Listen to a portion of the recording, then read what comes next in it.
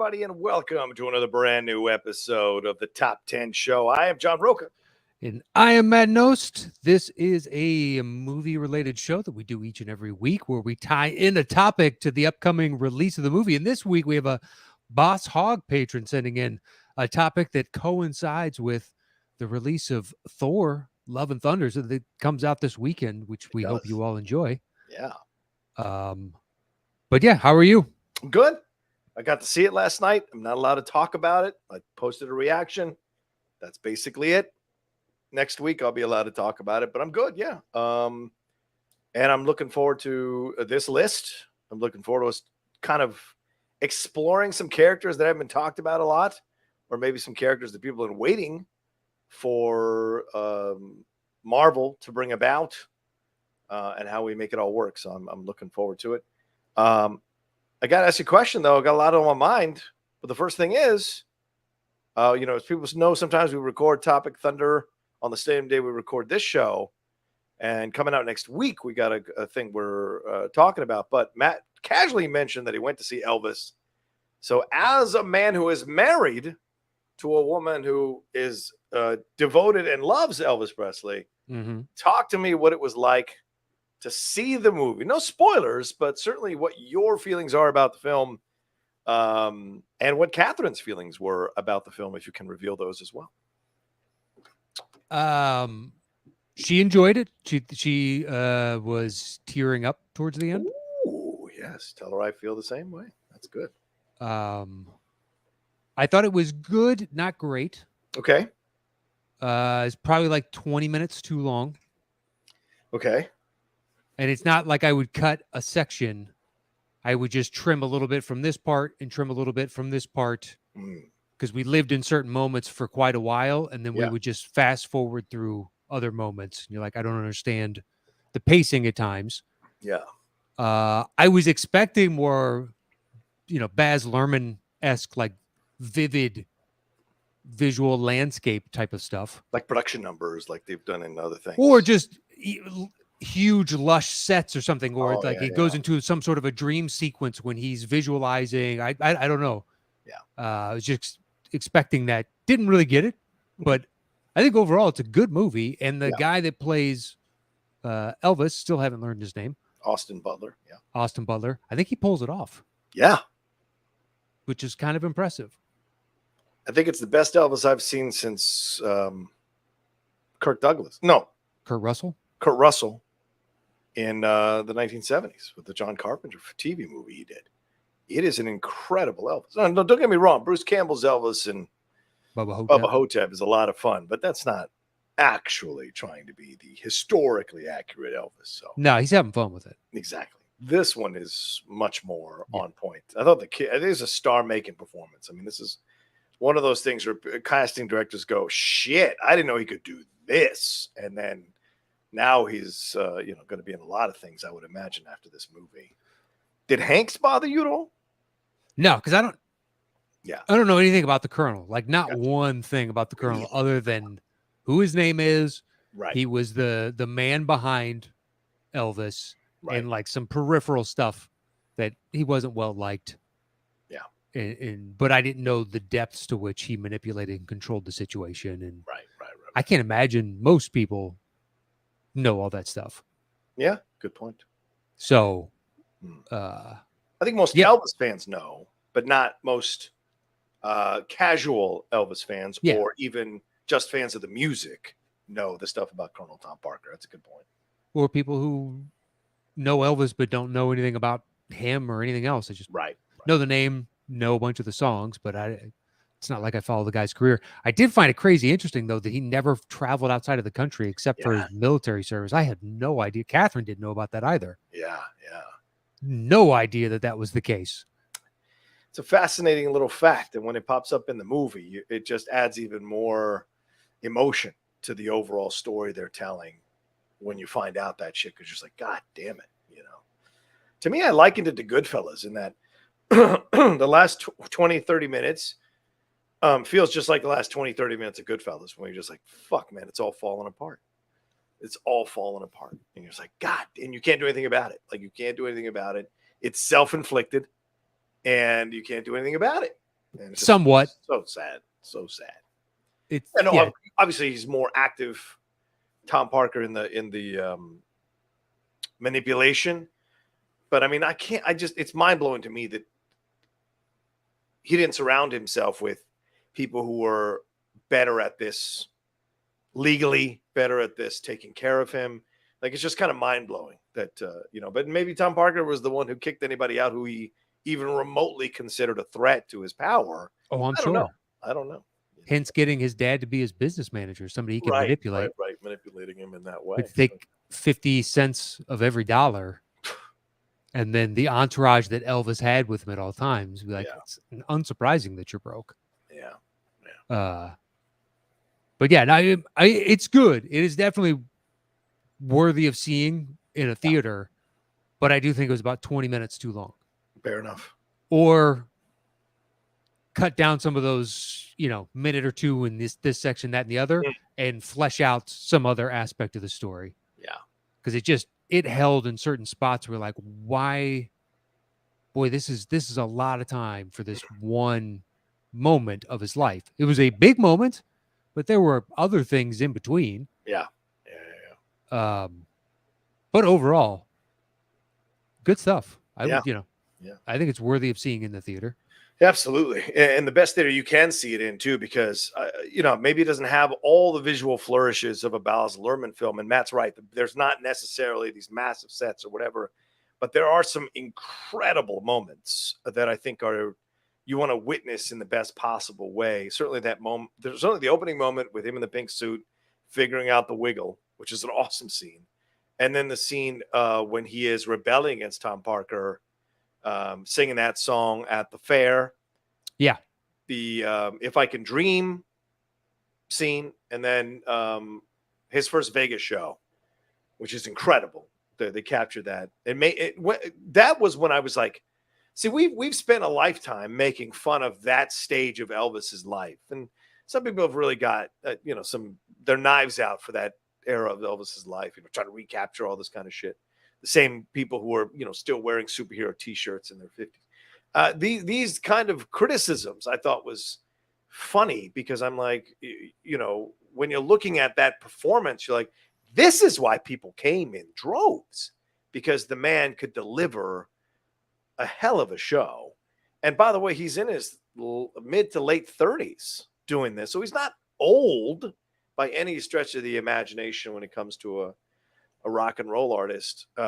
He's only really old in the last 2 years, when all the drugs and getting bloated and all that bloated from the drugs and all that shit is, comes to bear. So I think it's a nice reappraisal, and a necessary reappraisal, I think, for Elvis. And maybe there'll be this like blockbuster documentary that really gets people to reappraise him overall. Because I mean, if you can reappraise the fucking prequel trilogy and how not good a majority of that is, then I'll be goddamned if you can't reappraise Elvis's last few years in Vegas. Still better than the newest trilogy, in my opinion. Yeah.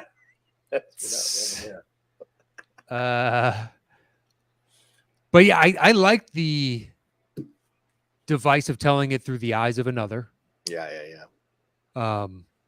Usually I'm a fan of the sliver of time from an individual this large.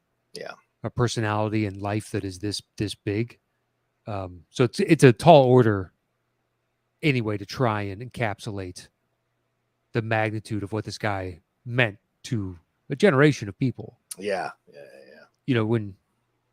When Tom Parker says in the film, like, he's the most famous man in the world. Yeah.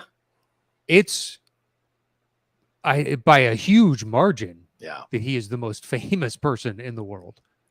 Yeah, I was having an argument about this with my patrons the other day, like talking about, was Michael Jordan at his zenith, Michael Jackson at his zenith, or Elvis Presley at his zenith, the most famous, or Muhammad Ali at his zenith, the most famous person in the world, more than the other three? Like, did more people know them at their zenith than the other three?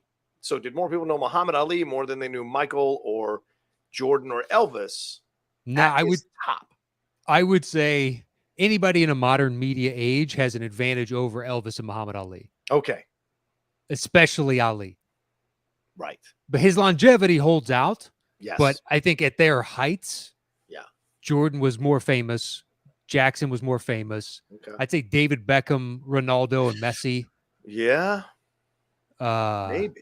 Just for the international, maybe not as much in this one singular country, Right. but the other 180 some odd others, massive, individuals.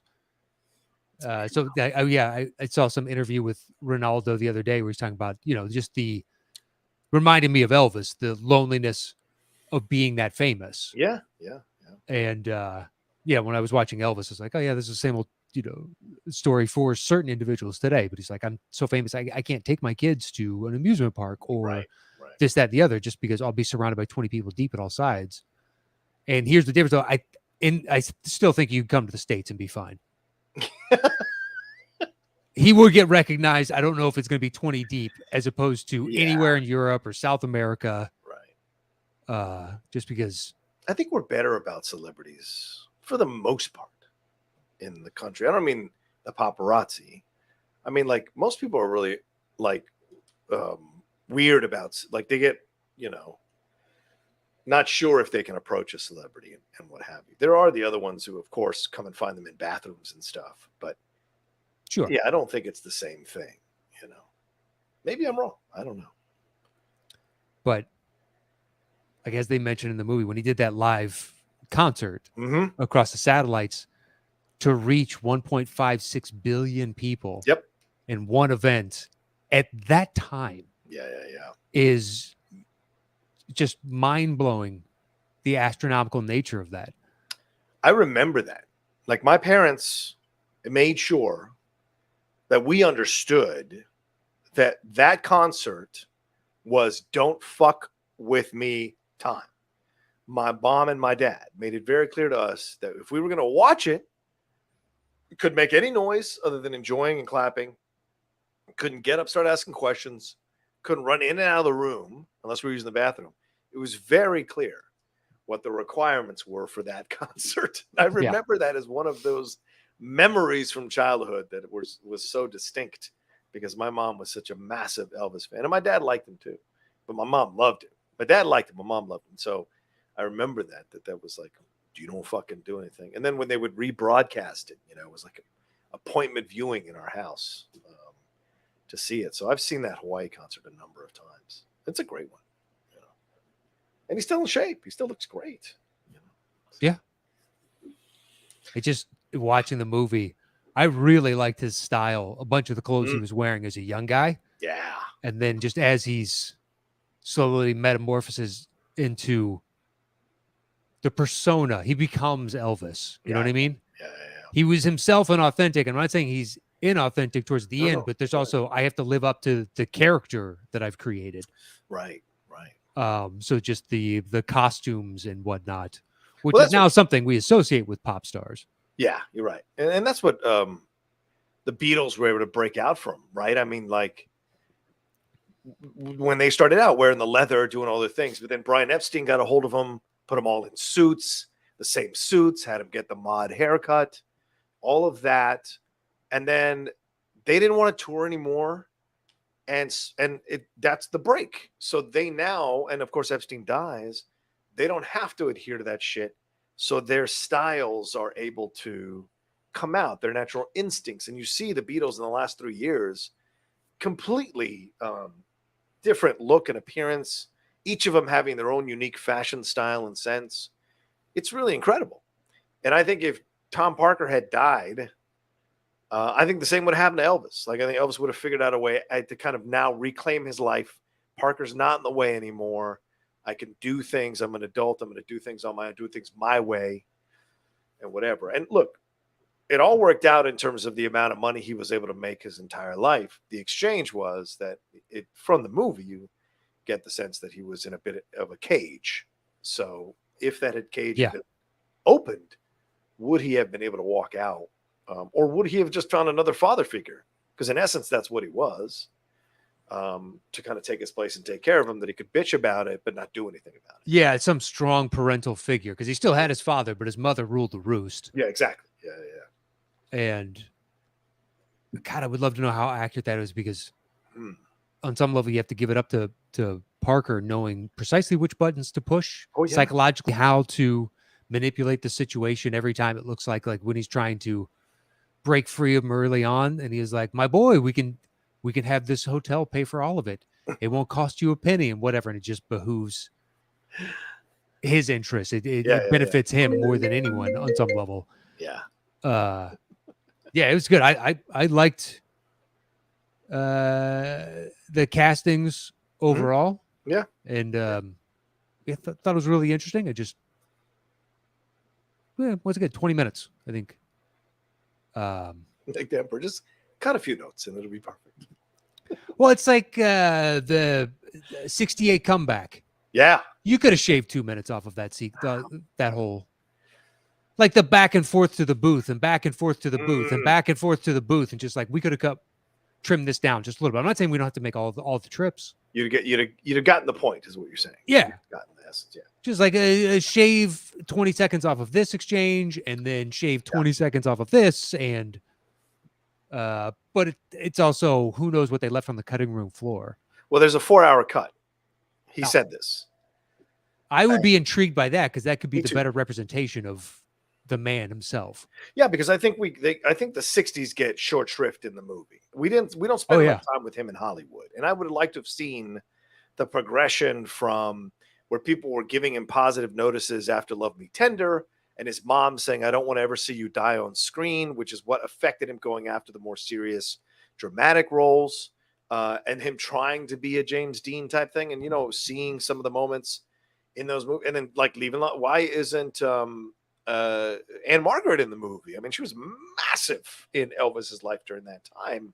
Why isn't she in the movie for Leaving Las Vegas or Viva Las Vegas and what have you? And so I think there's a lot of the 60s that got cut out that I think we could have really settled into and enjoyed a little more of the Hollywood Elvis, to where he becomes embittered and wants to make the change, that he does in the comeback special. So you don't chalk that up to Priscilla and Lisa Marie having active creative influence.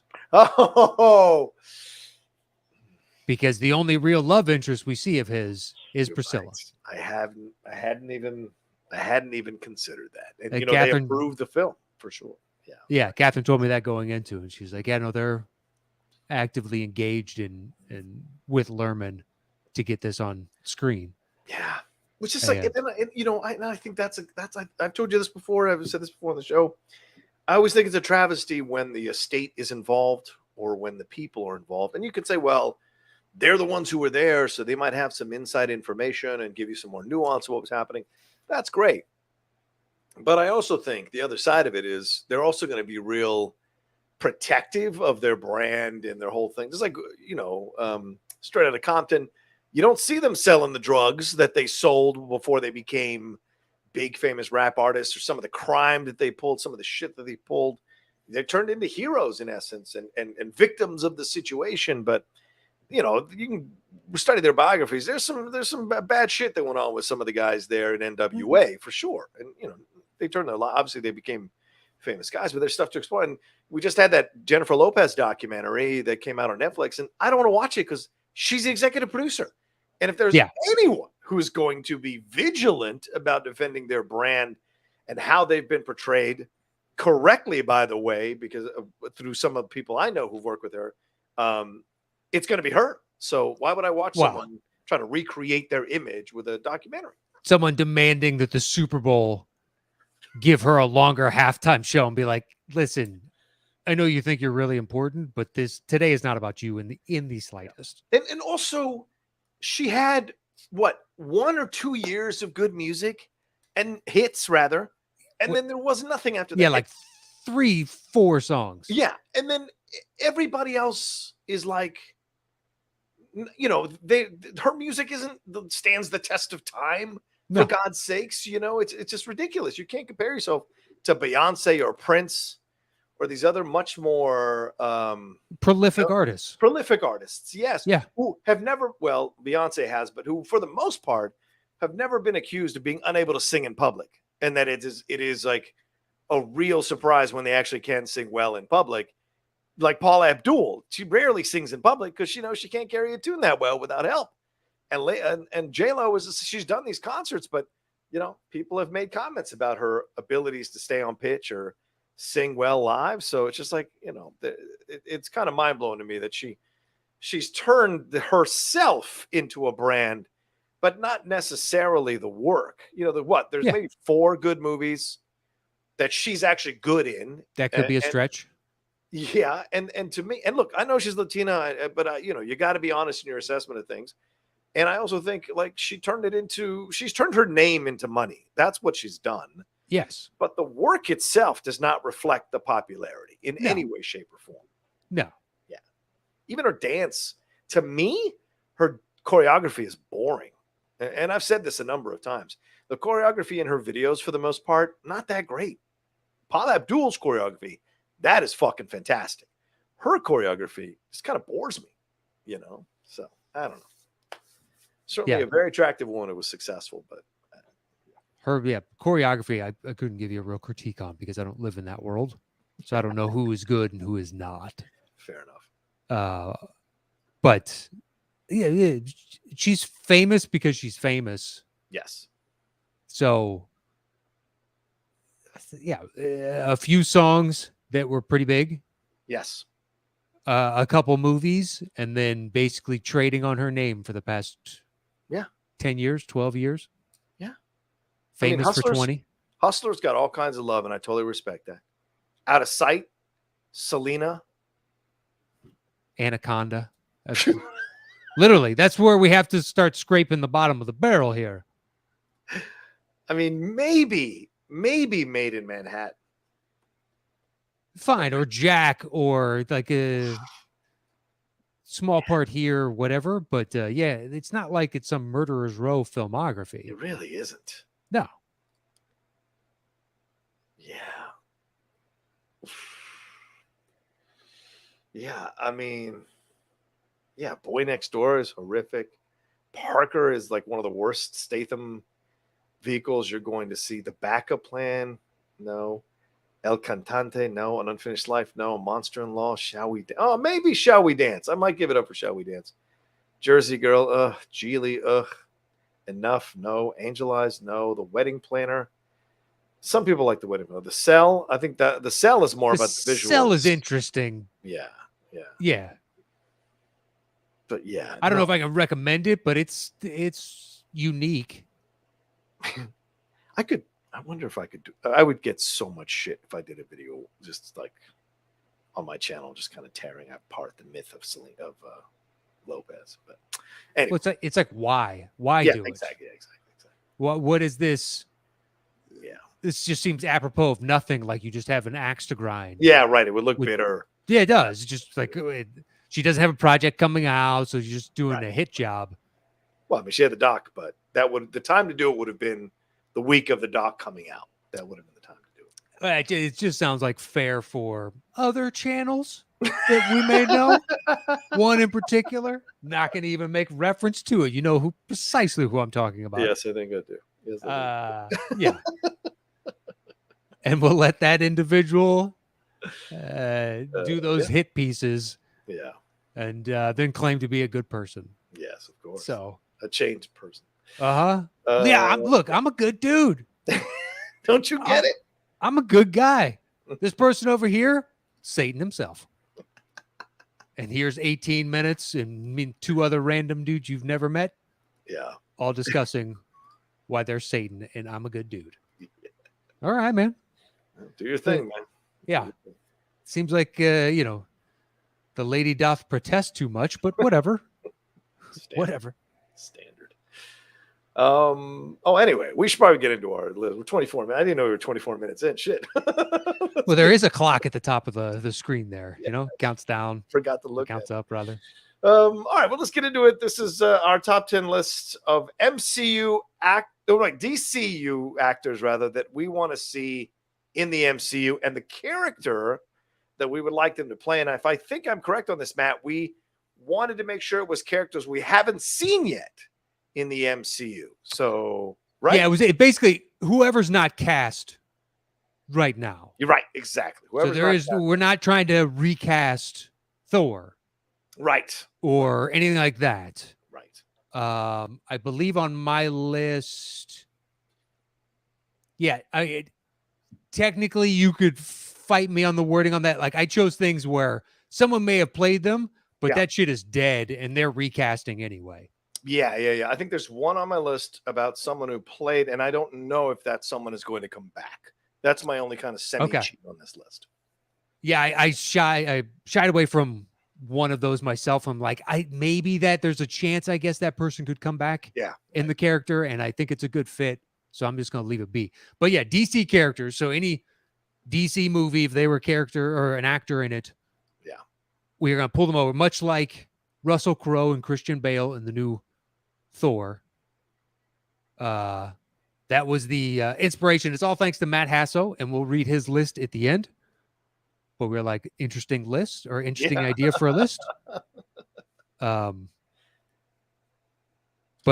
So I did my best to do what you did, and I didn't recast any of the major characters. So I'm trying to figure out other things that either we haven't seen or they're looking for a new version of this anyway because it's been 5 years or something like that. So we'll see. We'll see. It's really easy to go all villains too, which I did not do. Yeah. But it's pretty easy to go all villains. All right. I think I only have one or two villains on mine that I can think of, and everyone else I think is pretty much a hero. So let's see. I got 4 villains. Oh, okay. There you go. Could do more. Oh yeah. And technically, one is now a technicality because they could go one way, but I'm not sure. Yeah. You'll see what I'm talking about in a second. So I'll just go ahead and jump in. Once we set a list, we go our individual ways, create personal types on the list, show back up here. I do my bottom 3. He does his bottom 3. I do my next 2. He does his next 2. Then we trade one apiece. Once we've revealed our personal top 10 list, we create the shows between the two of us. Boom. So it's actors from DC in the MCU. Yep. And don't currently have a part in the MCU. And I also tried to stay away from anybody that's been in the MCU whatsoever. Right. I do have one exception to that, but once again, we'll get to it. Yeah. So at 10, I went with Halle Berry. Oh. To play the Silver Surfer. Oh, interesting. All right. So she's not going to come back as Storm, obviously. No. So you're saying because she was in Catwoman. They've recast Storm. Right. They did an Apocalypse, and they're going to recast all the X-Men. So I'm like, you know what? That was so long ago. Right. Had you been in these last bunch of X-Men, that's fine. Look, if you're saying because she was in those and you want to exclude her, I got others. No, I got options, baby. It totally works. But, any DC film, I tried to focus on the DCU people, but you're saying any DC film. So I totally. That's what we said because when we talked about it, we were like, well, then you could use Keanu from Constantine. Right. It opened the door to a button. Yeah, it opened the. So. Yeah.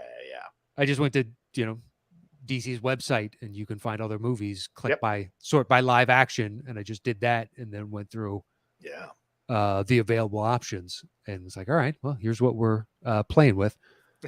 There is the Storm thing, but it's been so long. It has been. What at this point, 15 years? I think since Last Stand. Well, I guess she was in Days of Future Past, right, when they came back, but that was such a quick. Yeah, that's thing. true. So I don't know if that necessarily counts, because I don't think they're going to transfer over, as you said, into the MCU. I don't. That's fine. You know what? She's off. Okay. I got another one to put in her place. All right. Mark Strong is Namor. But Namor's already been cast. Oh, I didn't know that. Yeah. It's coming up in Black Panther 2. That's the big rumors that he's the villain in Black Panther 2. Not a problem. I got others. Okay. Yeah, shit. I used that guy for that. I used that guy for that.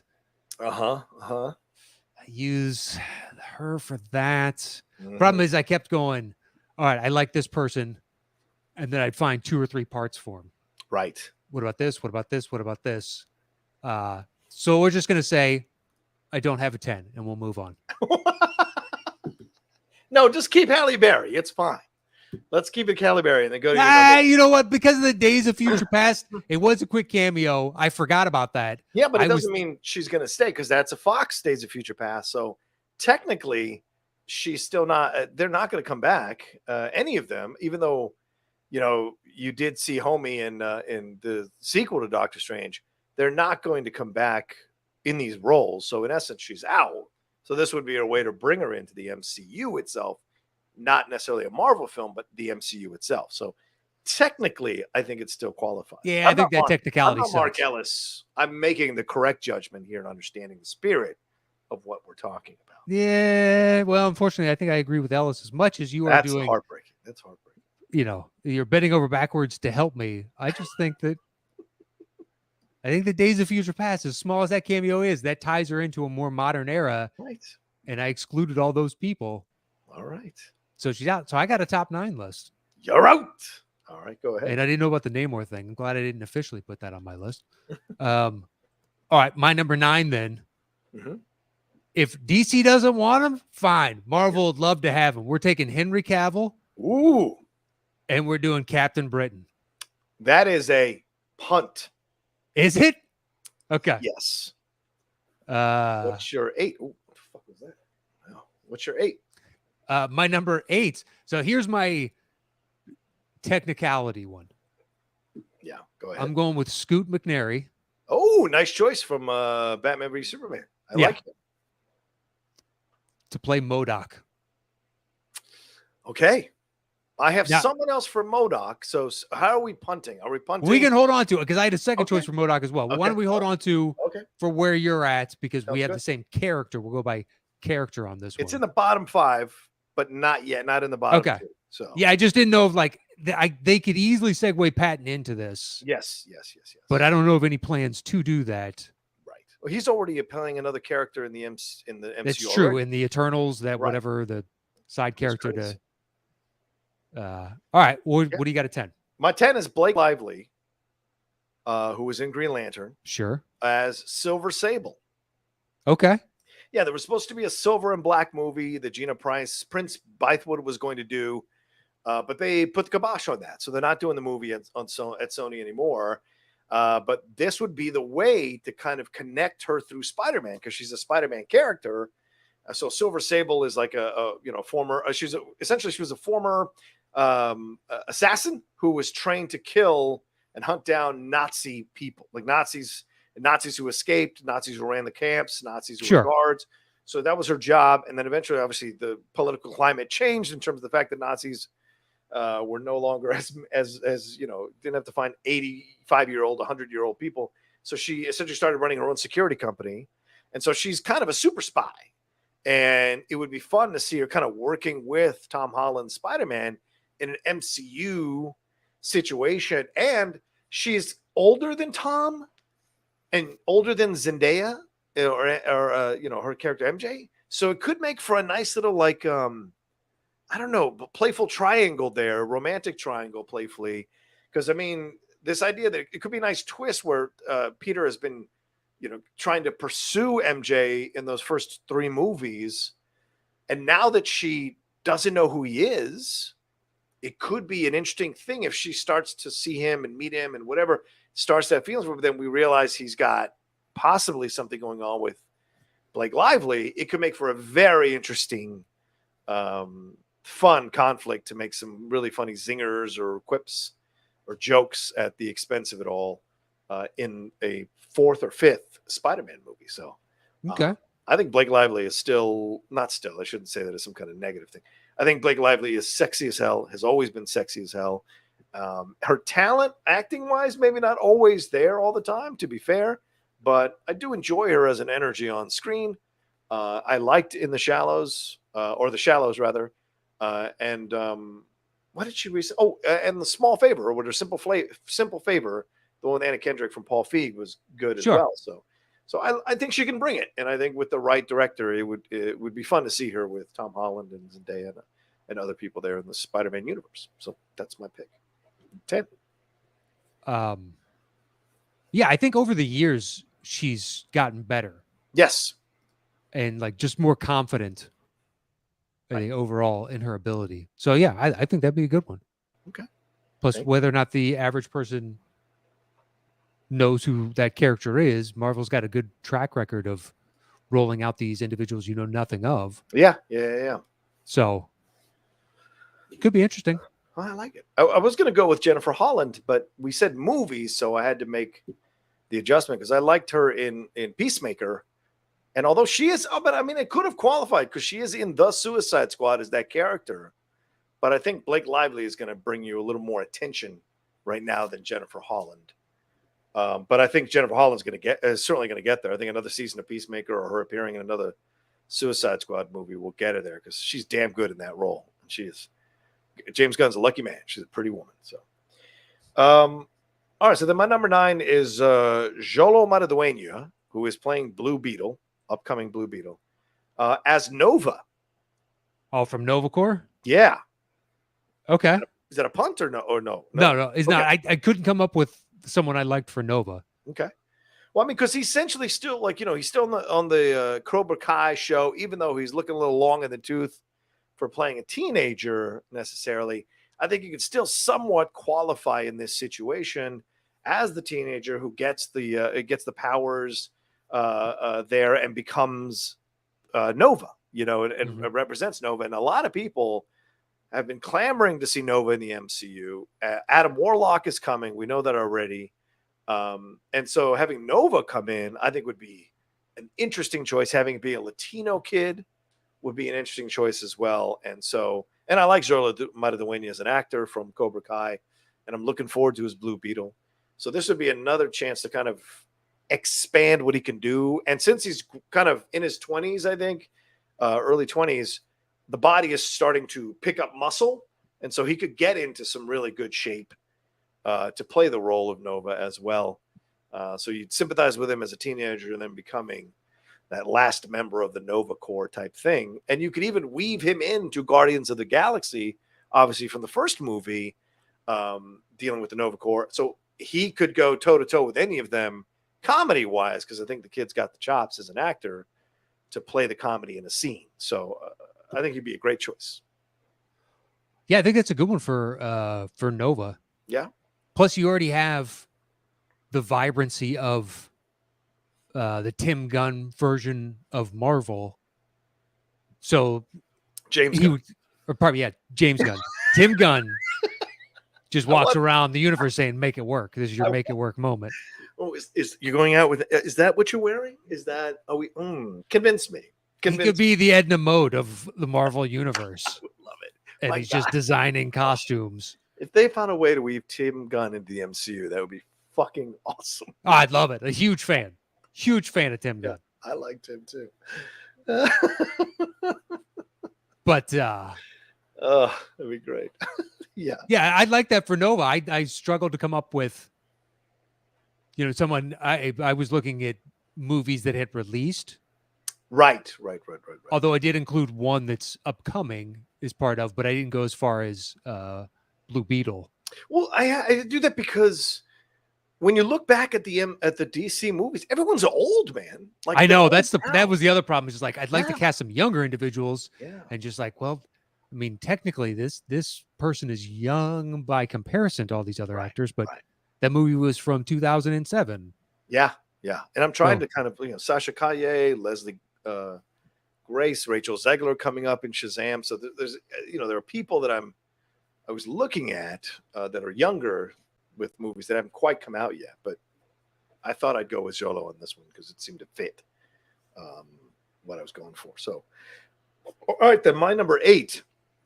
This is a kind of out of the box choice. There's a character in the X-Men universe that I can't remember if we've seen in the X-Men movies.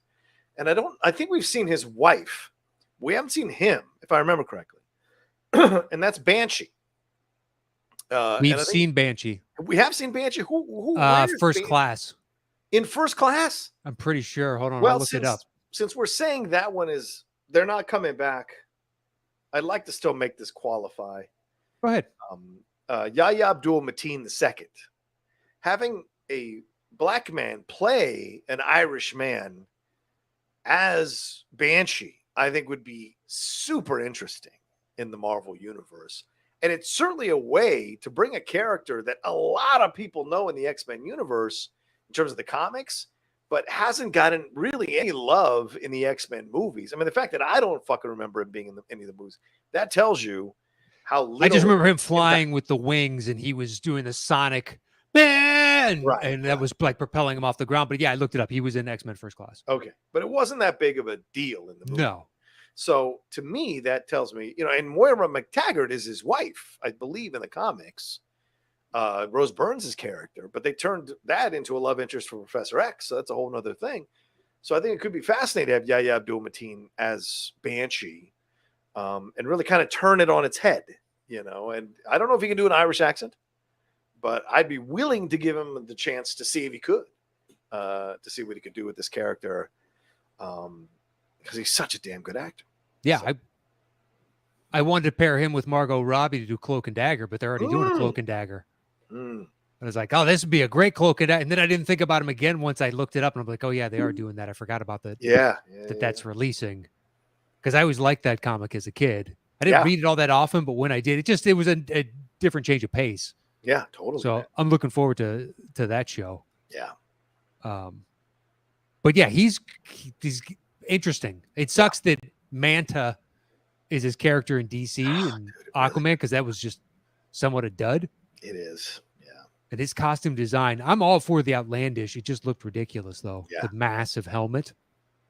Like, there's a point at which you don't need to pay perfect homage to the comic books themselves. Yeah. There are certain things that work in print that just aren't going to work on screen, and vice versa. It'd be some of the stuff you do on screen is just too dull, visually for a comic book. But yeah, he's great. Yeah. Okay. So what's your 7, my man? My 7, another underutilized handsome man. Ooh. From DC, which is Chris Pine. Yes. And I thought of a couple different for him. Okay. But the one I settled on was Bullseye, the Daredevil. Ooh, nice choice. Cast him against type. Okay. I've only really seen him kind of play a villain, once or twice? Yeah. I mean, you could argue Hell or High Water, little on the edge, little on the line. A little bit. There was that one with Tandy Newton that came out where they're both espionage. He's a bad guy given the circumstances. They're all kind of bad people given the circumstances, though.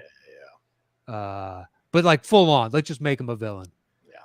And you'd hope it'd be like the Kevin Spacey in 7, where he's covered until there's a reveal. Although if you see those eyes and whatnot, you're going to figure it out even under a mask pretty quick that it's Chris Pine more than likely.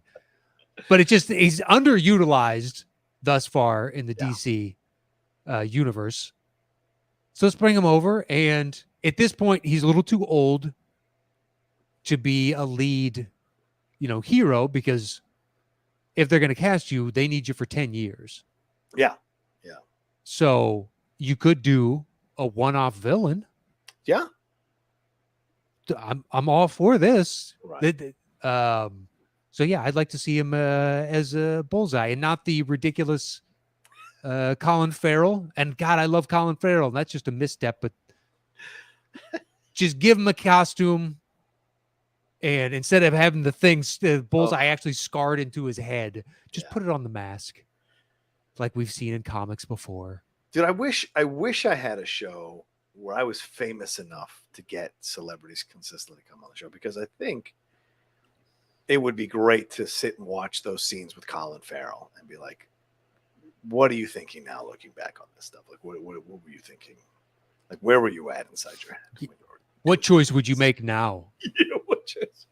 Would I you think have? he'd be a fucking great Bullseye now. I think yeah. Phenomenal now. But like, that was a young man still kind of relying on the tricks type thing, as opposed to someone who actually could give it more life and have those moments come out organically from him. So, and too, it's like, this is a big project, and yeah, right.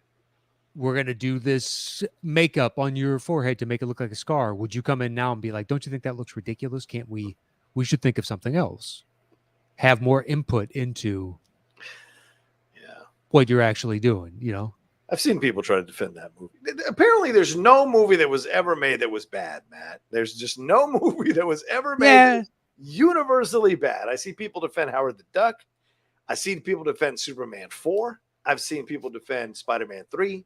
It's just kind of hilarious to me, man.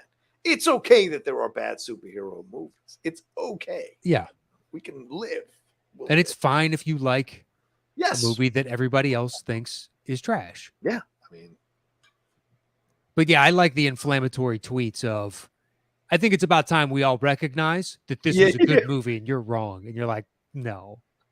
And then they'll get like, if it trends high enough to where I see it, because it's always some person I've never met. And there's like 47,000 likes. And you're like, well, there's 47,000 morons right there. We can just start weeding the genetic pool right here. To very least take away their right to vote. But yeah, I know. There's always going to be fans, no matter how bad the movie is. It's true. It's true. It's true.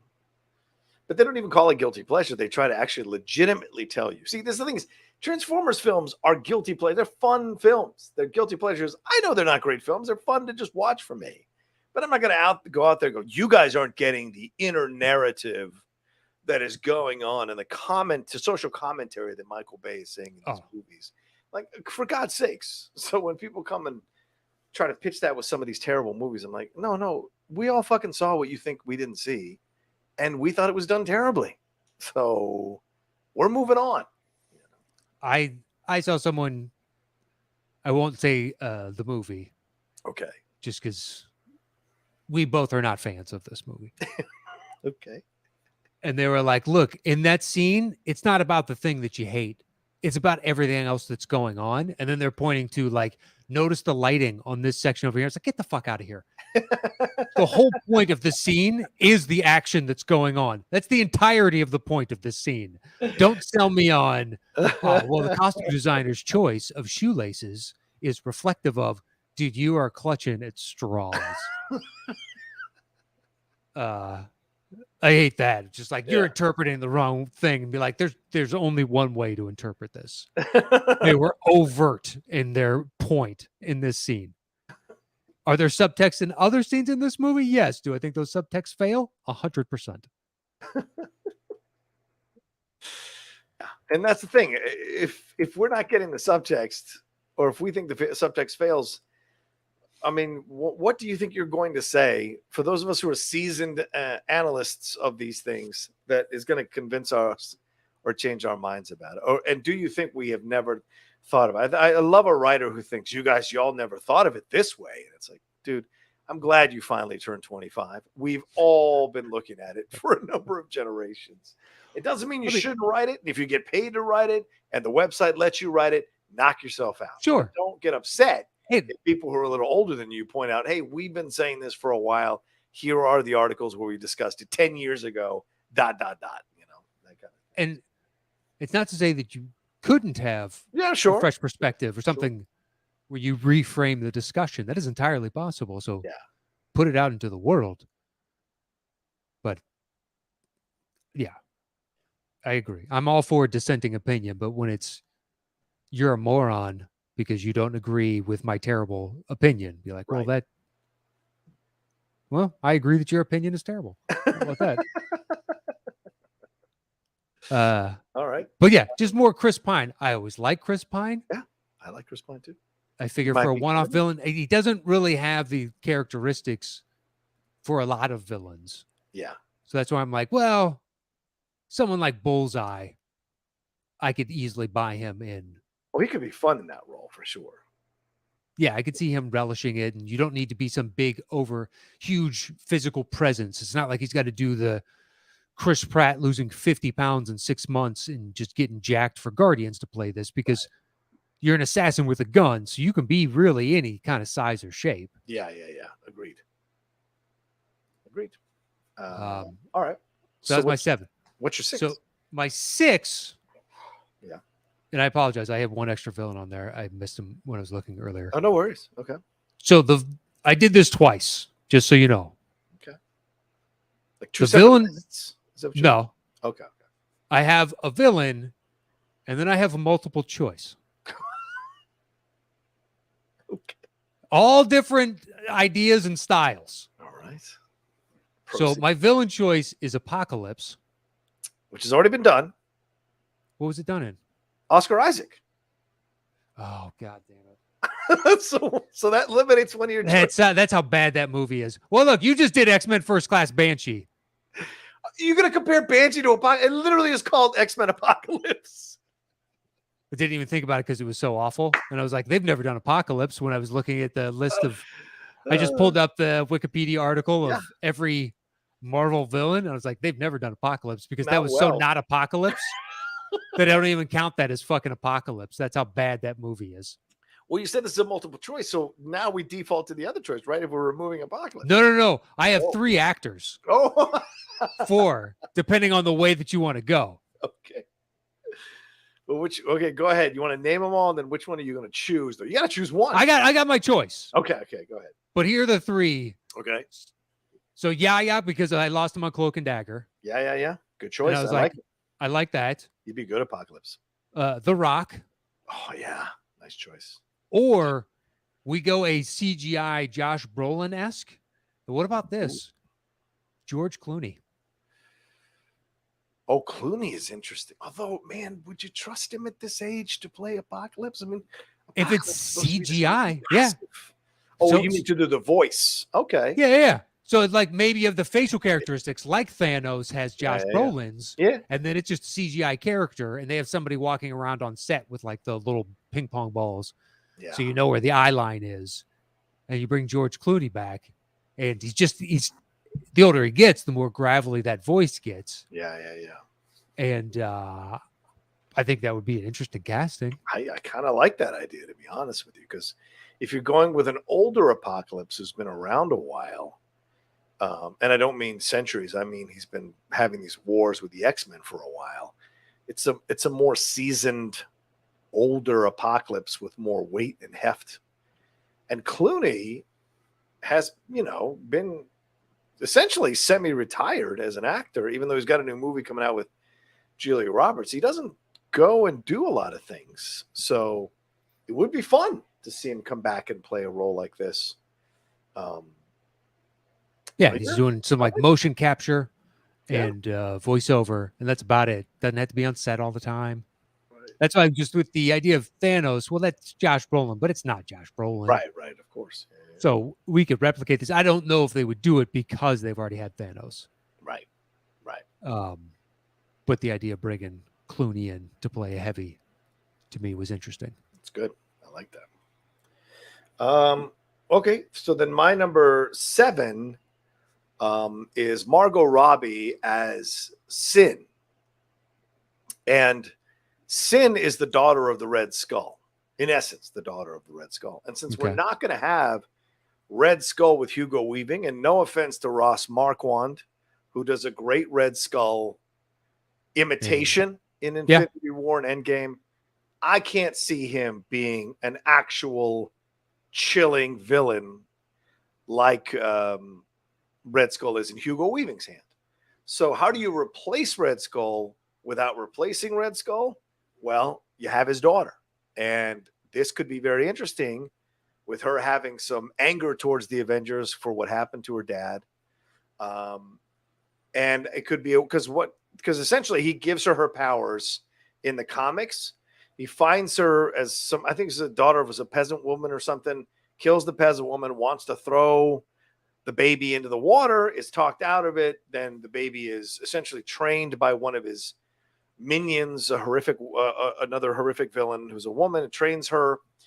And eventually, as Red Skull is dying, he gives her his powers and ages her up to adulthood. So she is able to survive all this time. And so it would be very fascinating to see Margot Robbie as the Red Skull energy. She doesn't have the Red Skull necessarily, so you could maintain her looking like Margot Robbie. But it would be fun to have that energy in the MCU back again, because a lot of people feel like that was a shame what happened to Red Skull and that character, and Hugo Weaving saying he won't come back to do it. So I think that's a way out of doing it, and it's an interesting character. And it could be fun to have her energy in the MCU as well as she does with Harley Quinn in DC. So it was such a waste of Red Skull. Yep. I don't know anything about Sin, so Yeah. this could be interesting. I didn't read Captain America. I didn't. Yeah. I liked him in Avengers issues, but even then, I think the movies better encapsulate why you need a Cap, Right. Than the comics ever did for me. I was always like, yeah, he's fine, and moved on to the individuals that I liked more: Spider-Man, Iron Man, Wolverine, Yeah. Hulk. Well, she kills Captain America in the Civil War storyline with Crossbones. So it could be fascinating to introduce her in a movie where she kills the old Captain America, like Chris Evans coming back in the makeup to be killed off in essence. And the new Captain America, Sam Wilson, with Bucky have to go and find her and Crossbones. So Margot Robbie and Frank Grillo versus Sebastian Stan and Anthony Mackie is kind of interesting. So just throwing it out there. I don't even remember that in Civil War, although I haven't read Civil War since I was like 10. So yeah. It's been a long time. At this point, I just mostly remember like specific panels from most of my favorite comics, and then some I remember the overall arc of the story. Right. But it's been just ages.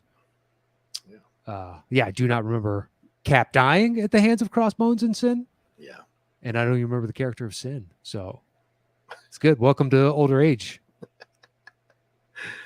All right. So then my number 6 is MODOK as well, but it's Michael Shannon as MODOK. Okay. I have Michael Shannon for something else. Okay. But we can talk MODOK now. Yeah. I mean, this is such an interesting character. And Shannon rarely gets to do comedy, but when he does, it's very interesting. Like in Groundhog Day and a couple other films he's been in, he knows how to do comedy when he wants to. So having him come in as essentially a form of Zod, but that keeps, fucking up or looking over these tiny details that end up tripping him down the road, I think would be very interesting. And his face as MODOK kind of works. A little bit, so yeah. That's my choice. Yeah, that's what I like, kind of like Scoot. Mm-hmm. His head seems like it could fit for MODOK a little bit. Yeah. I also thought about Danny DeVito for MODOK. That would be full body.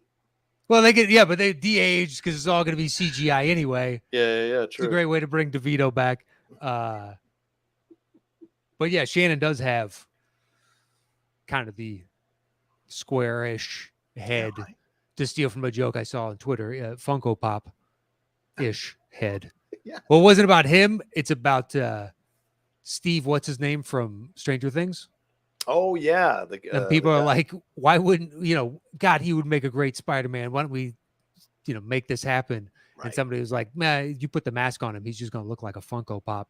And then they had 4 pictures of him without the mask, just, close 2-shot. Or a 1-shot of his head, and you're like, so fuck evil. Yeah, he would totally look like a Funko Pop. So evil, man. That is evil. He's doing all right though. Oh, yeah. So it's fine. He's doing his thing. He looks like he might be one of the 2 to possibly 3 Stranger Things people that have a thriving career outside of Stranger Things. Do you think he dies? As we're recording this, the finale drops tomorrow.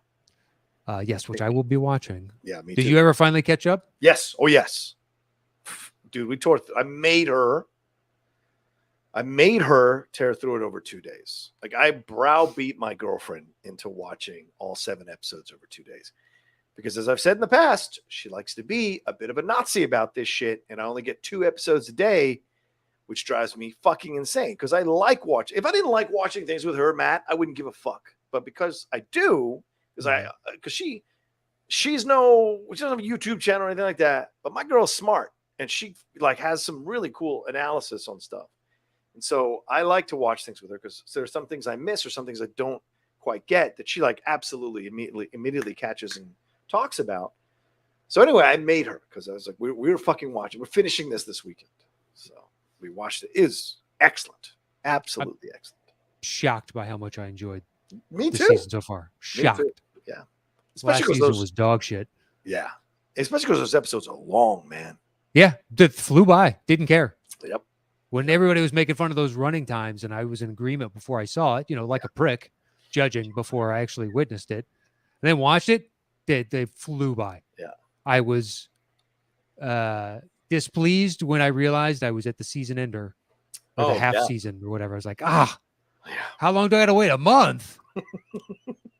Although I do think it would, be smart for Netflix to shift to the once a week release schedule. Oh yeah, just kind of certain shows, especially their catalog is getting thinner and thinner and thinner as other streaming services pull back what is theirs. You're not wrong. Yeah, so let's start spreading this out a little bit. Yeah. One a week. Give you time 1 week. Analyze it, react to it, break it down. It sucks that MODOK is in a stop motion, and that's probably as far as he may ever get. Yeah, that. I loved him in the comics. What a weird, fantastic villain. Yeah, unusual cat for sure. And I thought Show wasn't bad. It wasn't great, but I thought it wasn't bad. I thought Patton was doing a great job with the character for the tone of the show. I thought he did a nice job. I watched a couple episodes, and it was fine. Yeah, it's fun. I didn't get sucked into the rest, so maybe it gets better as it goes, which tends to happen with comedies. True. All right. So there you go. That's our thoughts. Should we take a break, Matt? Yeah, we'll take a quick break here. This word from our sponsor, and be right back in just a moment. There we have it. Now we're getting into our top fives. Okay. So at 5, I have a long rumored character that, as far as I know, is never actually, there's nothing in the mix. Okay. And I probably picked an actor that is too old. Okay. But I'm going with Ewan McGregor for Gambit. Oh, man. So there was the Channing Tatum for years. Oh, yeah. But that never got off the ground. Yeah. Ewan's could be too old, but it doesn't mean you couldn't do like an old man Gambit type of thing. Old man Gambit. I think that is a comic book line. I wouldn't be surprised. Set it down in New Orleans area, because that's where he's kind of from. Right. It's a cool character, because he was in Birds of Prey. So it's just like, wow, you had a one-off villain over there. Let's flip you over and make you a good guy on this side. He's already aligned with Disney. Yes, true. Very true. So could easily be like, hey, like you take a meeting about this over here. Sure. And I think Gambit is a cool character that's unique compared to the vast majority of other superheroes. So it could work. I mean, it's a guy basically just imbues kinetic energy into whatever he has, turns it into a weapon.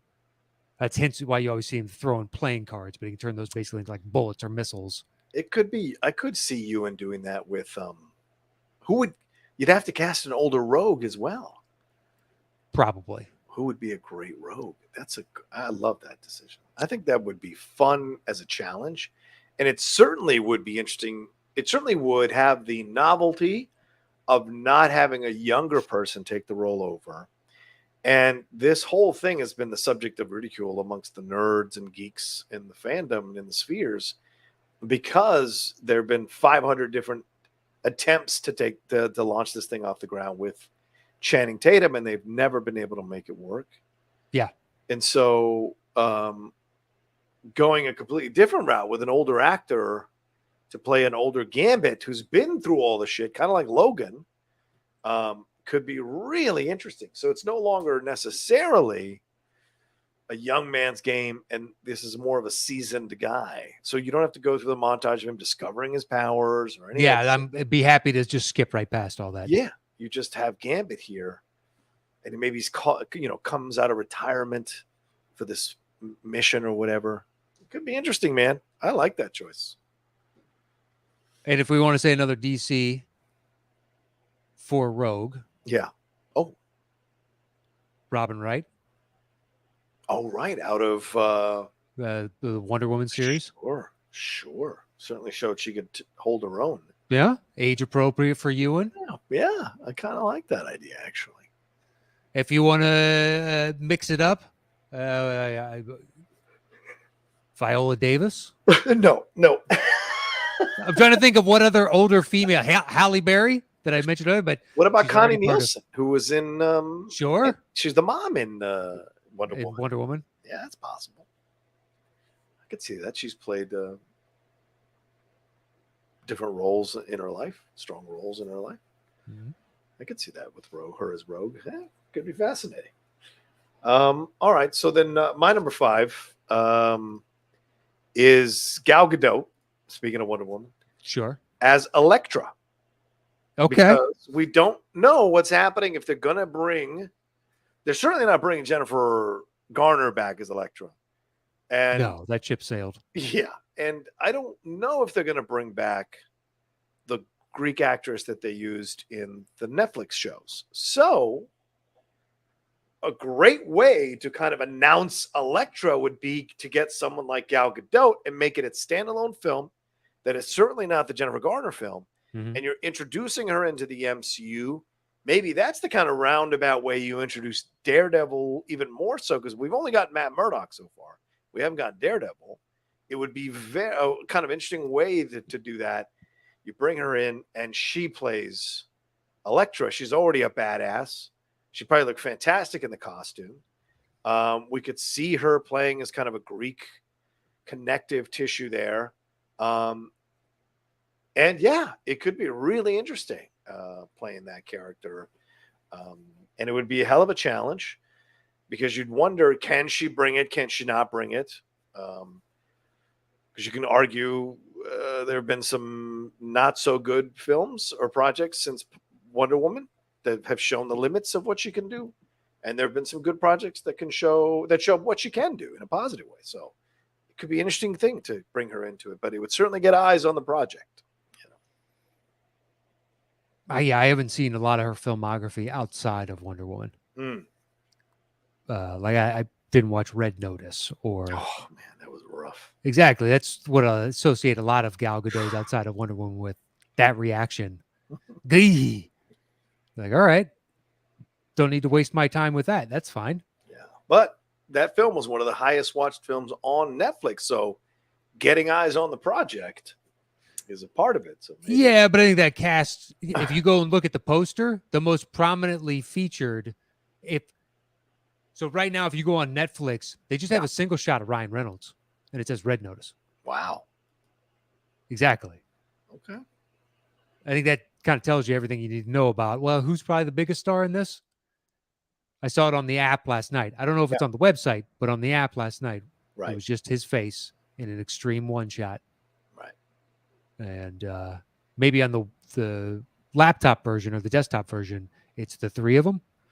Yes, it's her in the middle in a red dress, so she stands out, and the two guys flanking her on the sides there. But yeah. So, but I know I would take a chance and see if you can make it work. I don't know. All right. So, what's your 4?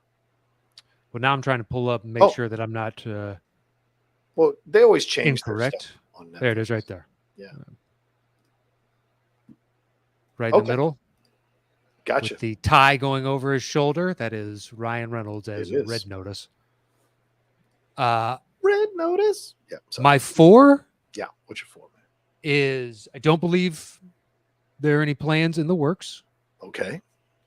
That I know of. All right. So I am choosing Pedro Pascal. Ooh. Okay. For Ghost Rider. Oh my, fuck you! That's a great choice. That is a great choice. It's like, where can we get Pedro into this world? That's a good choice. I'd like to. I bet you could pull off the mania of Ghost Rider, still retaining the likability that the character has, even though he is borderline evil. Yep. Just like he skirts that line. Still technically a good guy, but it's a great choice.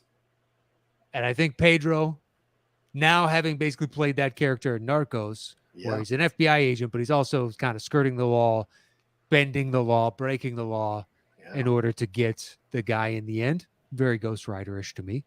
Okay. Plus, who doesn't love Pedro and anything he does? 100%. So I'd like to see more of him. Where can we get more of him? I think this would be a good one. And maybe he could spin this into a really good franchise as opposed to the, I'll be kind and say, the mediocrity of what Nick Cage gave us. Yeah, I think that's fair. Plus, the kid, the actor they cast as Ghost Rider in the Agents of S.H.I.E.L.D. show was Latino.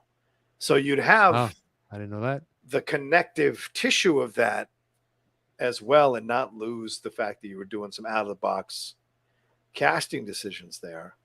And Pedro Pascal would be really interesting because, you can play tortured. 100%. He's obviously acted well behind a mask. So putting on the Ghost or having the Ghost Rider stuff, whether it's CGI'd or whatever on him, he certainly can convey what needs to be conveyed emotionally wearing a mask. So, yeah, I love that choice. That's a fucking great choice. I'm mad I didn't think of that choice. That's a Pedro, I'll have my people talk to your people, and then they'll hang up on my people. But we will reach out. Yeah. Have them do it. All right. So then my 4 is Chris Pine as well. Sure. But it's for a character named Sentry. Okay. From the Marvel Universe. Yeah, I like the idea of him.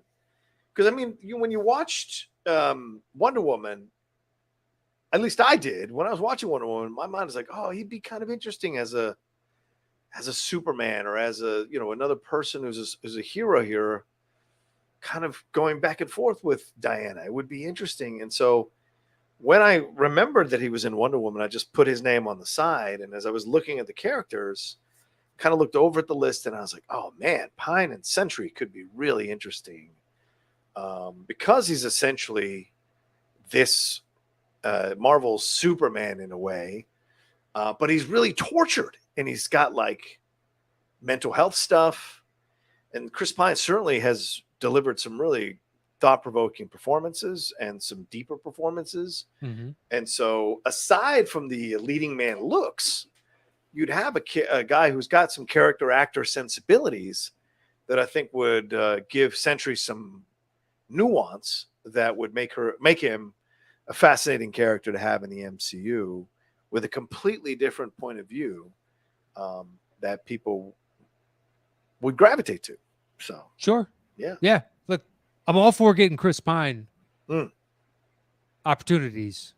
I think he's gotten the short shrift when it comes to this world of film. Yeah.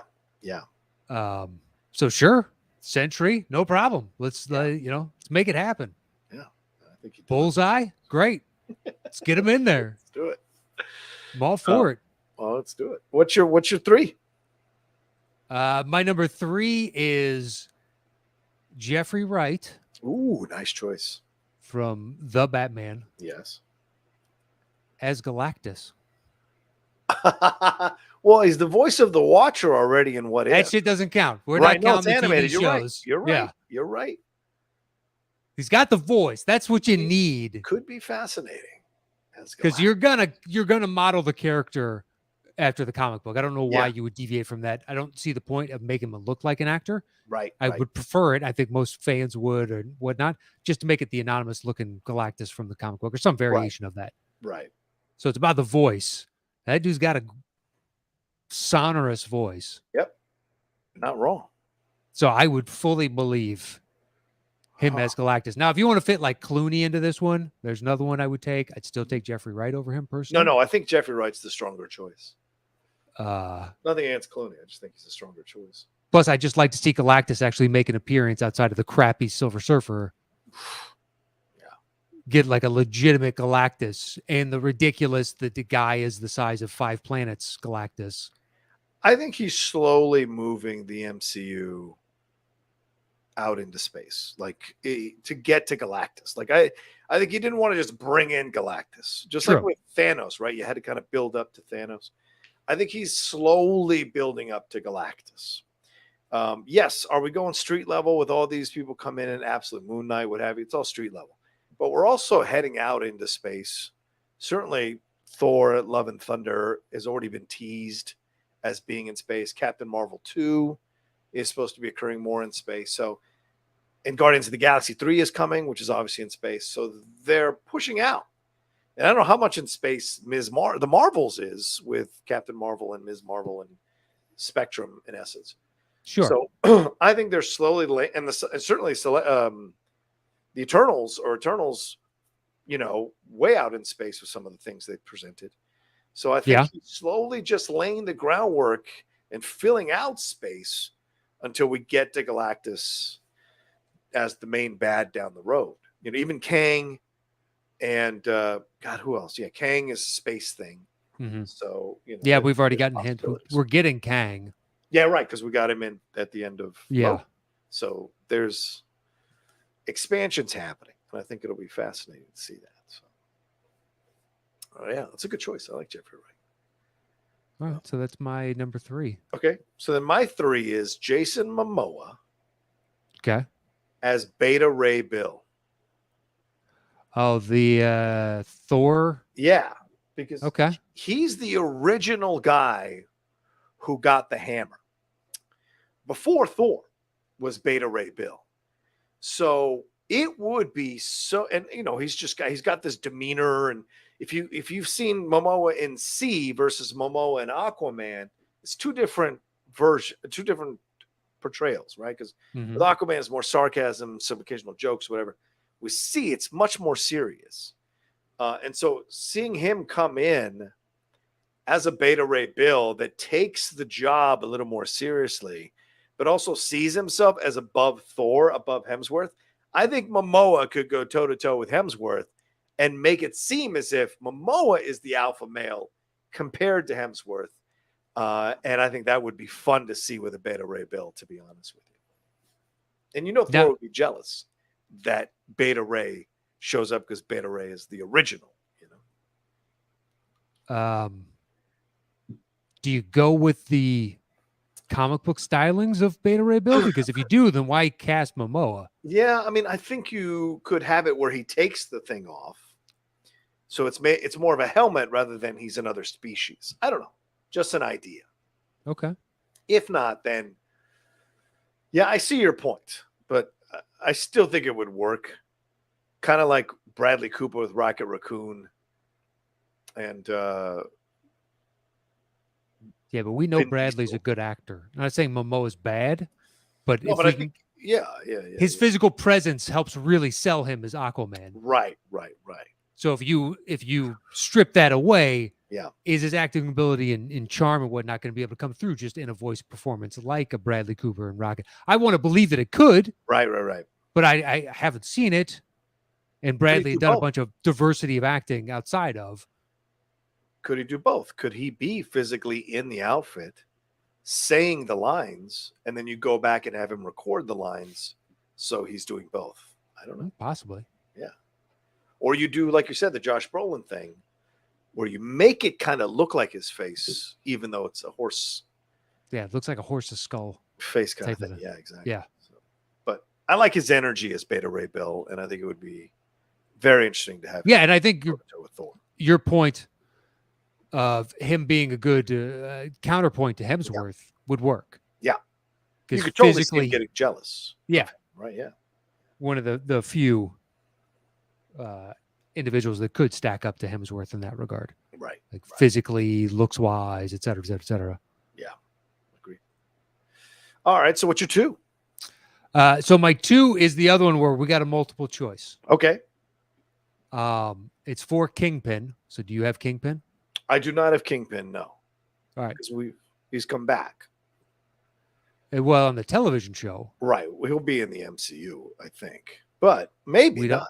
We don't know that. No, we don't. It hasn't been officially cast yet, as far as I know. Well, the shows are canon. You know that, right? In the MCU. Yeah, but they're not bringing. Once again, television doesn't count. First off. Well, and that's what we. Yeah, you're right. You're right. We said. So you think if they go another route with Kingpin, let's say D'Onofrio is not. D'Onofrio's out. The MCU Kingpin. All right. And we're going to bring in a DC actor to do it. Stuff happened at the end of Hawkeye that could make you think that's possible. So go ahead. A show I did not watch. Oh, okay.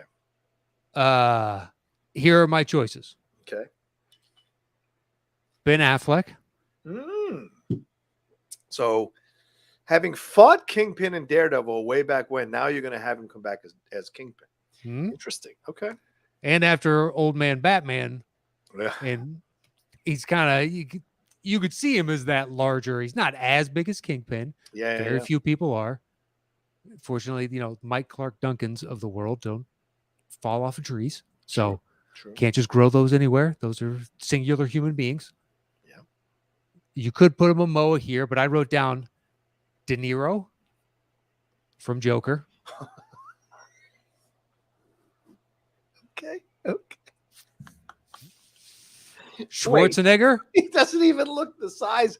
What would you do? Yeah, but he's got he could embody the fear that you would need from a person of that. So the Kingpin just could be the stature of the individual and the respect he commands from the underworld. So it could be almost like legendary, like what William Wallace says. Oh yeah, if I was, and I've heard. Yeah, exactly. Tall and all. Yeah, okay. Great spin. Okay. Schwarzenegger. God help us all. Old man Schwarzenegger. Come on. Or Tamura Morrison. Oh, interesting. I like the Tamura choice. Yeah, he's bald. Yeah. And he's physical, but it's just like if you want more of a physical size, there's Schwarzenegger. Yeah. If you want more of an imposing personality, you've got De Niro. And I think the hodgepodge of all of them is probably Affleck. Affleck would be interesting. He's probably my number one choice. He can certainly get big. So, and I could see him going toe to toe with Charlie Cox. Yeah. So, yeah. And being bigger than Charlie Cox. Yeah. Yeah, that's a good choice. I like that choice. Technically, as far as I know, Kingpin has not been cast. No. They will be bringing it back around. I don't know what's going to happen with Kingpin. I would assume D'Onofrio is not going to be making the leap to movies because it almost seemed like Marvel was relenting on Cox. The pressure, you mean? Yeah, just from fans and everybody saying he was awesome because we haven't heard anything about Luke Cage, Jessica Jones. Right. So I would assume they might, although I think they did a great job on all those castings, but yeah, maybe they don't feel like they would translate to movies, whatever. I don't know. Right. He does show up in Hawkeye. So, but we don't know what the end result's going to be of that. So it's a fair point.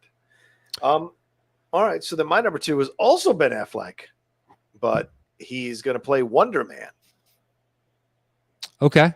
Simon Williams, a actor, Hollywood stuntman, and businessman who thinks highly of himself. So I think it would be a lot of fun to have Affleck just turn the knob to 11 and have him be this cocky guy who's, like what you've seen in Good Will Hunting, what you've seen in a couple of his earlier films when he was younger, when he had that little swagger of his. I think it would be fun to bring that in to a character like Simon Williams, and the fact that he's like an older guy, so he is maybe on the tail end of being a stuntman, sees this possibility of being a superhero because of his abilities, and makes the adjustment. And then it's about like, how do people really accept him being a superhero considering what he's been before? Do they want to let him in their ranks considering he's a well-known person, or at least somewhat well-known, and what have you? How does that cause friction?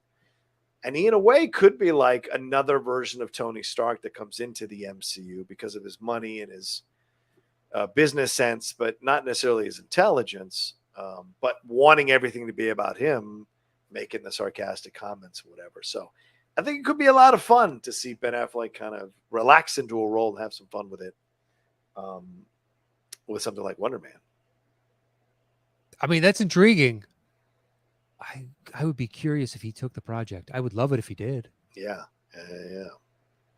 Well, they're kicking it around. They announced it the other day that they're looking at a series for Wonder Man, a Disney Plus series, but they haven't said if it's going to be a Disney Plus series or a movie. So they're just kind of kicking around the idea of bringing Wonder Man into the MCU. And to me, they're heading towards West Coast Avengers. It's undeniable what they're doing. Sure. The White Vision, if Wonder Man comes in.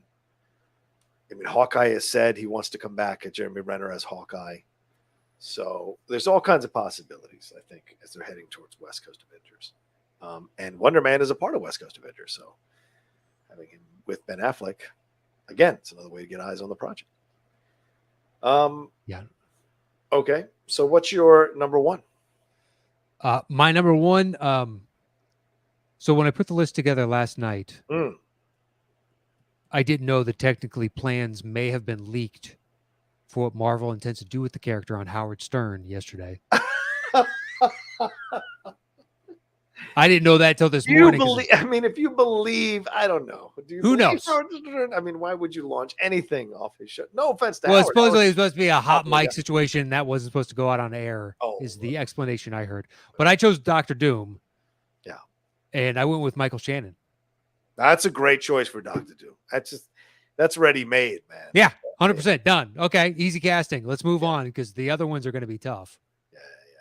Yeah. But I could easily see him pulling off. If he's got to do an accent, sure.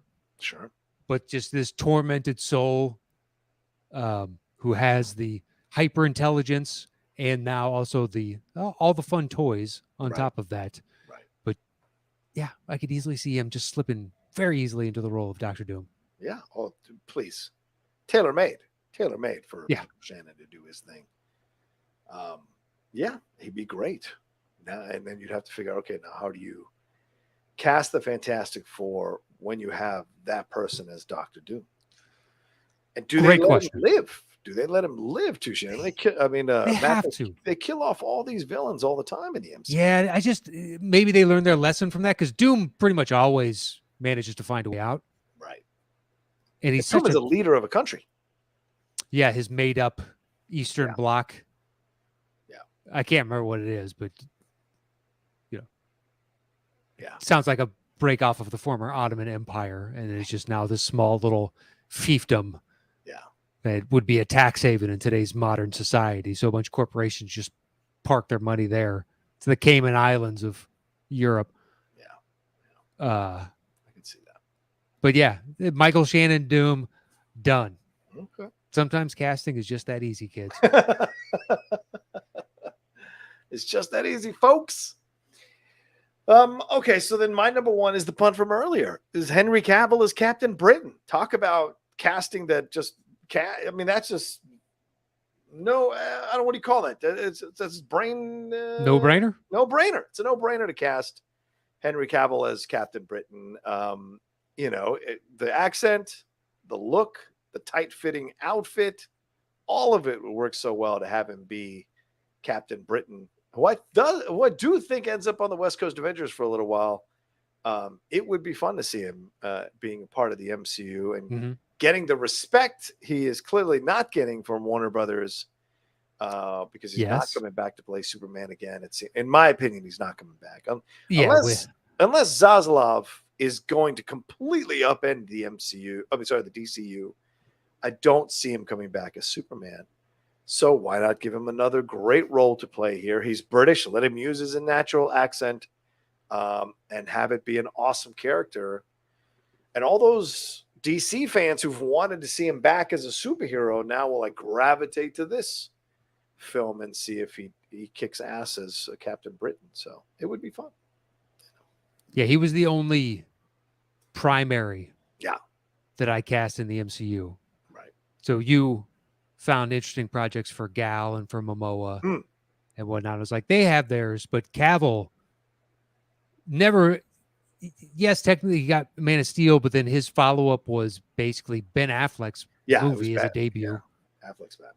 Yeah. So it just steals your thunder, and then after that, you're part of an ensemble, and we never really got a true Superman follow-up after Man of Steel was easily my favorite Superman movie. Right.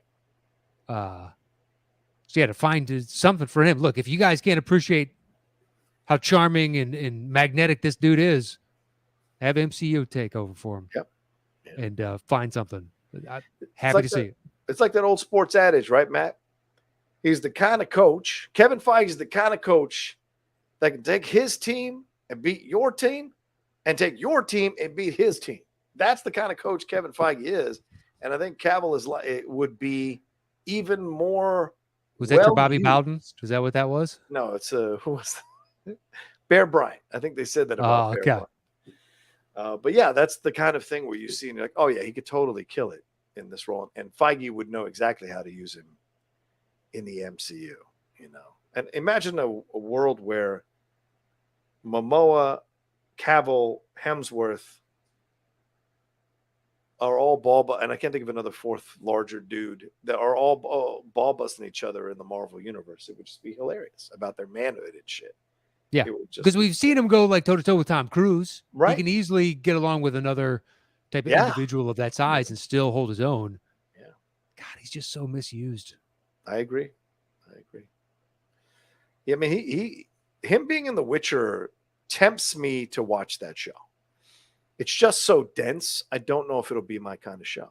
But I watched the first episode and I was like, I don't know if this is my cup of tea. But they've gotten what are they filming season 3? Yeah, season 3. Yeah. So clearly it's got a hell of a fan base. It does. Maybe one day I will revisit, but I did try to watch it with Catherine and she does not care for any of that type of stuff. Yeah, fantasy stuff. Yeah, any kind of fantasy or sci-fi or a lot of fun shit. She's just like, no. Like, all right, fair enough. At least Catherine watched it. Lindley walked out the door. She would walk out the room if I. Yeah, she tried one. Well, we'll try anything. Like she's now watched 2 of Star Trek, the new Star Trek, Strange New Worlds. Strange New Worlds. Yeah. I've got to watch that. Yeah, she doesn't hate it or anything, but she's like, if we got nothing else, that's fine. But it is the option of last resort for her. Did you guys watch do you guys have BritBox? No. But we can watch a lot of stuff through Various. What? Okay. Because that Reformer, whatever one, the one with Martin Freeman, he's playing the Liverpool cop. I recommend that. I recommend that one. It's pretty fucking brutal. Okay. It's a damn good show.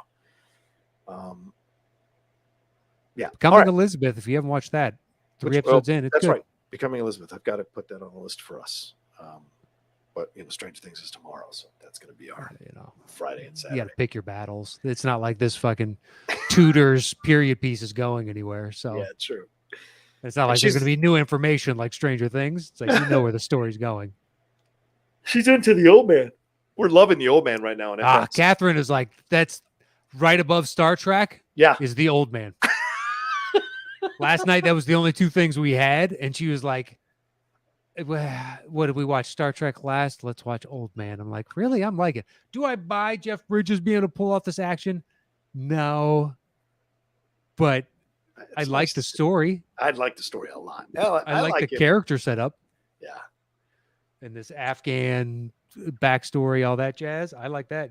I like his yeah, he's got the way it's like if Sling Blade had a cousin. Yeah. She had this genetic jaw thing. Well, I can just get out of your hair if you want. It's so good. It's so good. And Lithgow, 76 years old, still as ruthless. I buy him in that role. Yeah, he's good in that role. I got my theories on what's going on, but I haven't read the book. But this looks, I'm loving it. Absolutely fucking loving it, man. It's one of the best of the old actors coming in to do these kinds of roles, type projects that I've seen in quite some time. So I'm liking him in this role. And I'm looking forward to Stallone in the Tulsa King. That preview looked good too on Paramount Plus. Oh, I haven't seen that one. All right. Yeah. He's something taking else over. to look forward to. Yeah, he's part of a kind of a mafia crew, and they send him to Tulsa to take over Tulsa. And he's like, Tulsa! And like, you're going to Tulsa. And so this idea of him trying to figure out Tulsa as he's trying to run the shit for his mob crew is fucking, it looks great. 30 seconds. And eventually he realizes he's getting too old for this shit. Shit. And then that's what season 2 is about. Yeah. Him trying to get out. All right. Well, there you go. That's our 2 separate lists. Matt, how do we possibly, should we just let it lie or do you? I think we let it. Yeah. I was about to suggest that myself. It's just like, I don't know if we could do that on this one. All right. First, it's kind of a rarity. Yeah. Every once in a few years we do. It's a blue moon situation. Yeah, absolutely. So hopefully we gave you all a lot to think about, a lot to consider. I thought Matt came up with some really good stuff. I think both of them. And I also came up with some duds. You know what I mean? It happens. It's part of the creative process. Exactly. That's how you know you're doing something right. What do we got? Mr. Hasso's list. Oh, yeah. Let's hear the Hasso's list. And he says, hey, guys, thank you very much for accepting my topic. I did stick with actors from only the DCEU since pulling from TV and previous films just made the pool a bit too deep. It was deep. I ordered my list so that the higher they are on the list, the more wasted they were by DC in film. So here we go. Interesting. Okay. At 10, he's got Carla Gugino Okay. as Keylor Floating Pod in MOS. So he has Carla Gugino as Silver Sable. Okay. Yeah. Like what I said, Silver Sable. Yeah. Good choice. He said, this one's kind of a cheat because she's just a voice, but I'll go with Carla Gugino. Yes, kids, we can watch Spy Kids again. Silver Sable is a mercenary-like character that would be fun to watch her play, much like her Jet character. It's 9. He's got a guy whose name I almost always butcher, Joe Manganiello. Yeah, Joe Manganiello, yeah. And he wants him as Beta Ray Bill. There you go. Ah, see, there you go. That's a nice another choice. Physical. Yeah. But anyway, said anyone that has the game to pull off Sofia Vergara to be his wife has to be worthy enough to lift Thor's hammer. He has the stature and charisma to go toe-to-toe with Hemsworth, and it'd be fun to watch. Yeah. At 8, he's got Robin Wright as Jessica Drew's Spider-Woman. Okay. Amazing actress that I've enjoyed seeing more of. With Jessica Drew, she can play the older, hardened PI that could have real noir feel. Okay, I see what he's saying. Yeah. Maybe a procedural-based series. 7, Mark Strong as Dr. Doom. Okay.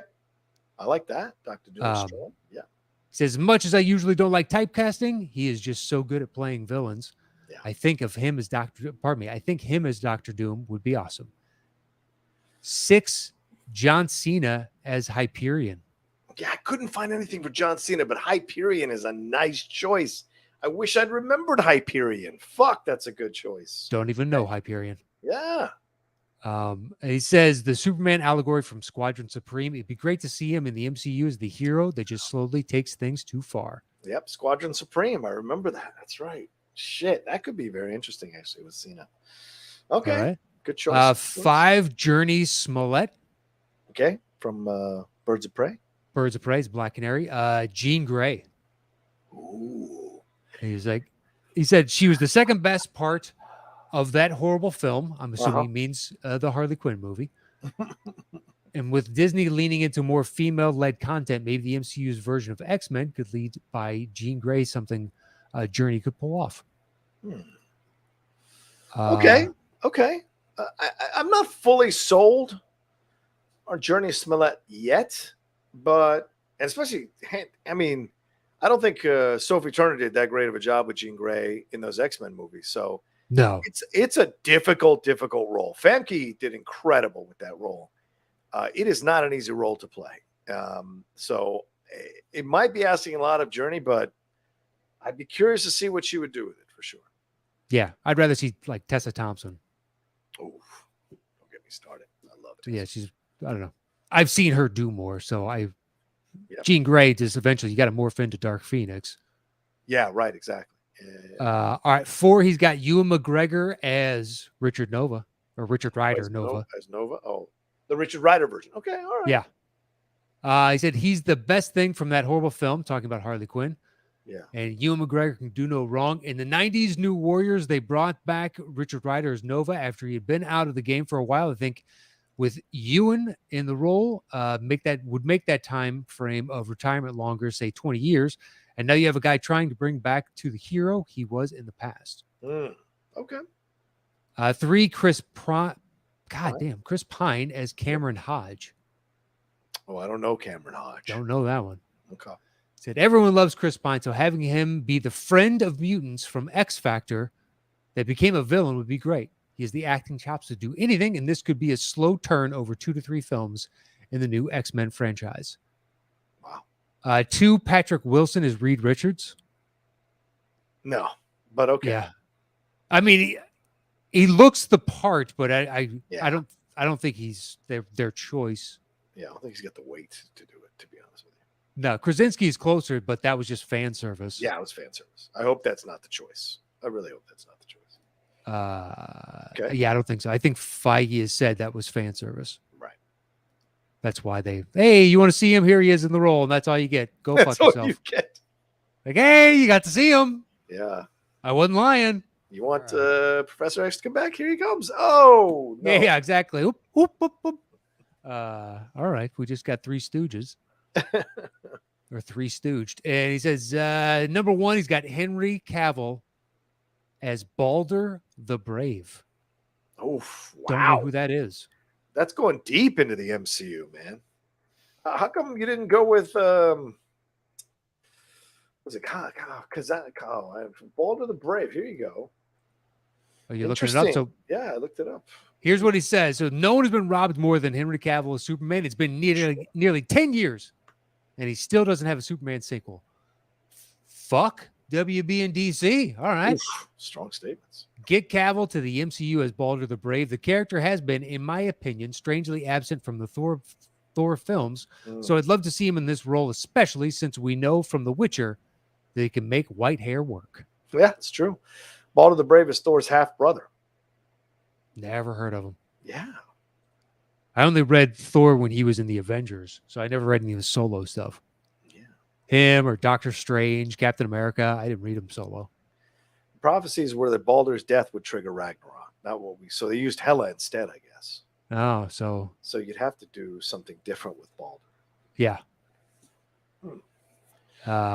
Interesting. They said honorable mentions. Jason Momoa came to mind, but he couldn't think of a bro enough character for him to play. He considered Will Smith as Hyperion, but he thinks with Ezra and Amber, there's already an overabundance of drama in the DCU. Yeah. So no.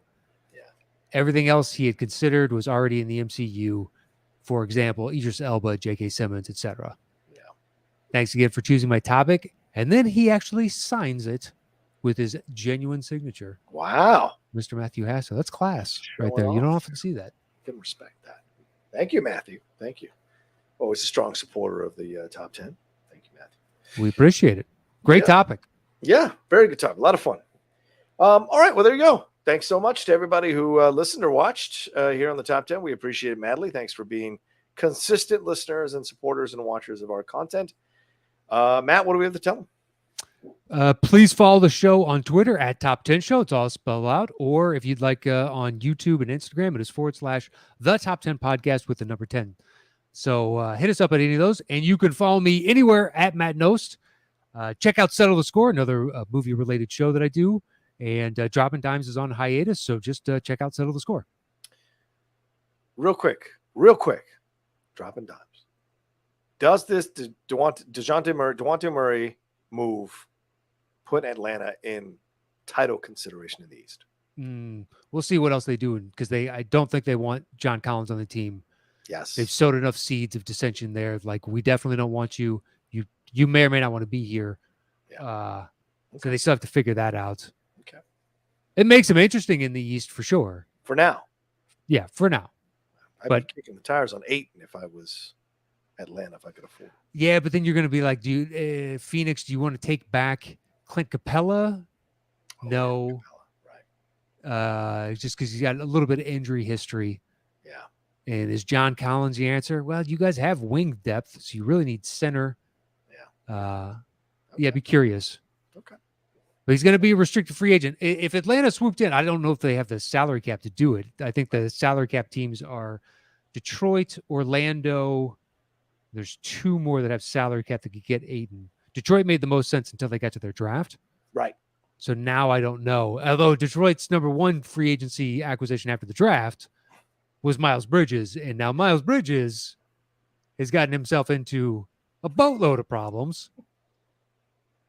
As if the lean picture from a week and a half ago wasn't bad enough. He got himself felony domestic abuse charges. Ugh. Right before he was going to get his first offers on massive contracts. Yeah. It's like, wow, man. Tough time. Don't even know what that story is. Right now, all I know is you have felony domestic abuse charges against you. That's not good. That's not in good. The slightest. Don't be good. Don't be a dick. That's what life is. You might be cellmates next to the fucking R. Kelly. So keep this shit up. Where's Kemba going? Real quick. I don't know. That's an interesting question. I mean, he's going to take not that much. Come to the Wizards. I think he goes to the Lakers because they can't make that deal work for what's his face. But Russell picked up his option, so of course he did. Russell's going to pick up his option. That was never in question. No one's paying Russell $47 million. $47 million, Nobody. Matt, to sit on the bench. Yeah, it's like certain things you knew in life, like John Wall was picking up his option unless he could get a buyout where the buyout saves the team $6.5 million, and coincidentally, is the exact same number he can sign for with the Clippers. Exactly. Why, that is fortuitous, isn't it? What a surprise! Yeah. All right. Well, there you go. Just wanted to get some quick basketball talk in. All right. Thank you all so much for watching. For me, you can follow me at The Rocha Says on Twitter, Instagram, and TikTok. The Outlaw Nation on Twitch. And my other podcast, The Cinephiles and The Geek Buddies. They're out there for you all to enjoy. All right, Matt. Are we out of here? That we are. We'll Okay. see you guys next week with a brand new edition. Stay safe out there. See you soon.